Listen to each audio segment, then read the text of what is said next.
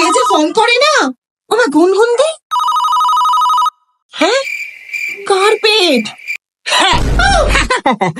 সুজাতার মা, দেখো না আমি শাড়ি পরতে পারছি না, হেল্প করো না।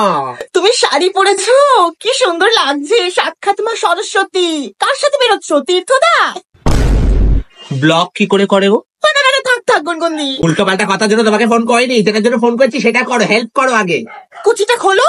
হ্যাঁ, তো জানো সুজাতার, আমার সে কত দিনের ইচ্ছা ছিল যে আমি আমার বয়ফ্রেন্ডের সাথে সরস্বতী পুজোয় বেরোবো।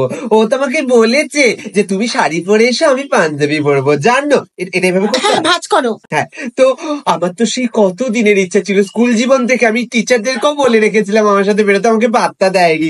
তো এবার ফাইনালি, এটা বুঝবো, এবার ফাইনালি আমি বেরোচ্ছি। ও তো আমাকে বলেছে যে ও আমাকে ঢাকুরিয়া লেকে নিয়ে যাবে, ইকো পার্কে নিয়ে যাবে, ভিক্টোরিয়া নিয়ে যাবে, প্রিন্সেপ ঘাটে নিয়ে যাবে, কোয়েস মলে নিয়ে যাবে।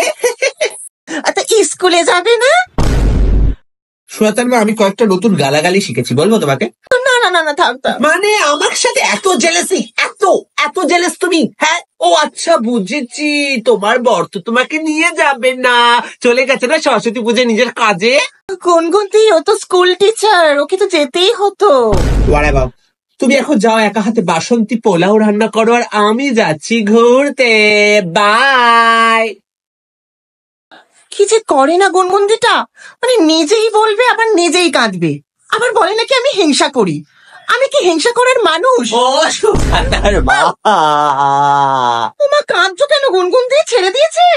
না, ওর একটা কেটিএম বাইক নেই। ভাবো, আমি সরস্বতী পুজো শাড়ি পরে বেরোবো, যদি কেটিএম বাইকে না বসি তাহলে কিসের প্রেম?